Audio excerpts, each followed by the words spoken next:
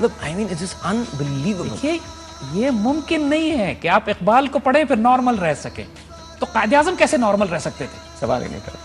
उन्होंने कायद आज़म में जो, यकीन कीजिए, कायद आज़म में इश्क और जुनून इकबाल का पैदा करता है। और मगर वो कायद आज़म माशाल्लाह थे पूरे अंग्रेज, सूट वूट पूरा लिबास होता था उनका सारा, उसके बाद शेरवानी और उसमें भी आया, टोपी भी आई, लेकिन अपना प्रोटोकॉल इतना खूबसूरत मेंटेन करते थे, अपना ऑनर, अपनी डिग्निटी, अपने इमोशंस को जाहिर नहीं करते। और सबसे बड़ी बात जो कायद आज़म की मुझे जो मोहम्मद अली जिन्ना की फैसिनेट करती है ना, उनकी तवनाई, उनकी एनर्जी थी अनबिलीवेबल। क्यों वो जुनून इनमें पैदा हो गया? मैं वही तो आपको समझाना चाह रहा हूं कि 1931 में छोड़ के जाने वाला शख्स 1939 में जुनूनी कैसे बन गया। वो मैजिक, वो जादू है। और जब ये इन जुनूनियों को इस कदर इख्तियार और ताकत दे दी गई थी अल्लाह की तरफ से, वो इकबाल ने जब सेलेक्ट किया था तो फिर उस लौह कलम में वो तकदीर भी लिख दी गई थी कि अब ये ताज जिना के सर पे होगा, जब कायद आज़म बनकर मोहम्मद अली जिना से कायद आज़म बन जाएंगे। और ये तकदीर उस उम्मत के लिए लिख दी गई कि हुकूमत में हिस्सा नहीं देना है इनको बर आज़म में से हिस्सा निकालना है। और निकाला। मुझे याद है मेरी दादी जो जब यहाँ से वो शिफ्ट हुई, अब तो उनका इंतकाल हो गया, पहले फरमा चुकी हैं, तो वो अक्सर मुझे बताया करती थी कि जब राजस्थान से उनका ताल्लुक था तो एक certain This time check is brought to you by Mountain Dew.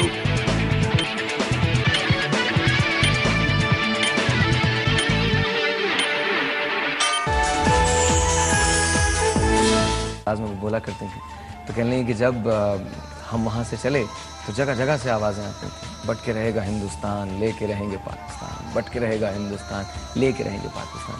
तो कहने लगी कि अपने हस्बैंड से पुराने ज़माने में पर्दा वगैरह का बहुत रिवाज होता था।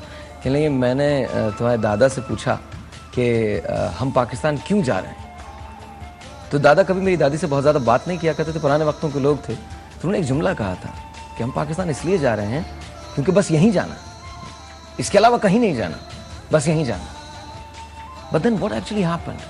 देखिए, ये हमारे बुजुर्गों ने जिस इश्क और जिस जुनून के साथ पाकिस्तान को बनाया था, उसके बाद अल्लामा इकबाल का इंतकाल 38 में हो चुका। कायद आज़म में आने के बाद वो रियासत जो दुनिया कहती थी कि चंद माह से ज्यादा नहीं चलेगी, लेकिन उन कायद आज़म को देखिए कि अपनी इज्जत और आबरू की हिफाजत के लिए आने के बाद सबसे पहले कश्मीर की आज़ादी की जंग शुरू करते हैं। खाने को नहीं होगा, लेकिन इज्जत और गैरत पे कॉम्प्रोमाइज नहीं करेंगे। उस तायर लाहूती, उस रिस्क से मौत अच्छी, जिस रिस्क से आती हो परवाज में कोता है। हमारी परवाज में कोताही आनी थी अगर हम याशियों में, अगर हम अपने आप को दुनियादारी में मुलव्वस कर लेते। जिहाद का पहला सबक हमको कायद आज़म ने दिया पाकिस्तान बनते ही। No questions about it. अपनी जिंदगी की आखिरी सांस तक कश्मीर में रेजिस्टेंस जारी थी, जिहाद जारी था आजाद कराने के लिए 14 महीने। लेकिन और आपकी सेहत का आलम यह था कि अपने डॉक्टर से कह दिया था कि हिंदुओं को और अंग्रेजों को बताना नहीं कि मेरी कंडीशन क्या है।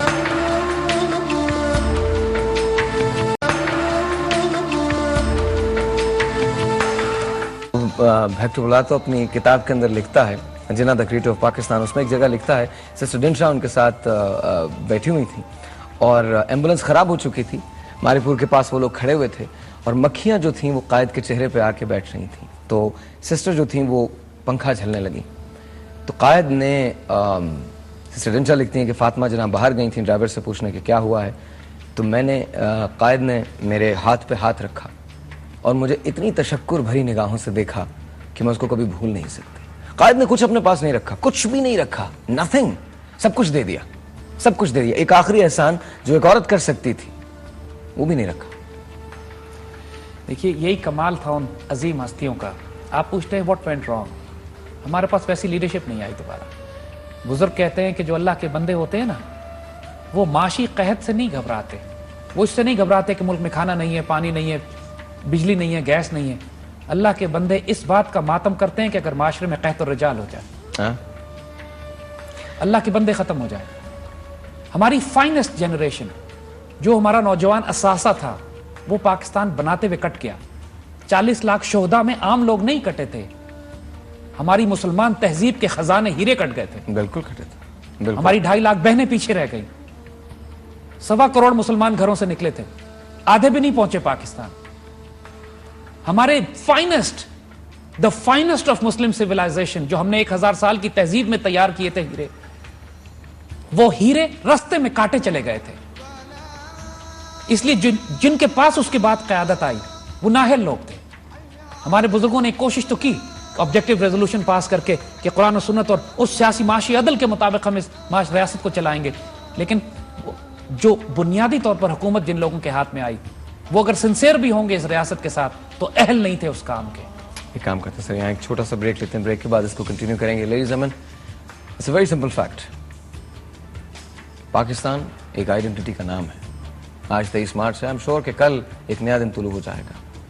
आज जितने तराने बजे हैं, जितने प्रोग्राम्स हुए हैं, सब के सब कल खत्म हो जाएंगे। हम एक मरतबा फिर 24 मार्च की सुबह में गुम हो जाएंगे। कल क्या होगा everyone knows. Let's hope something changes. We'll be right back.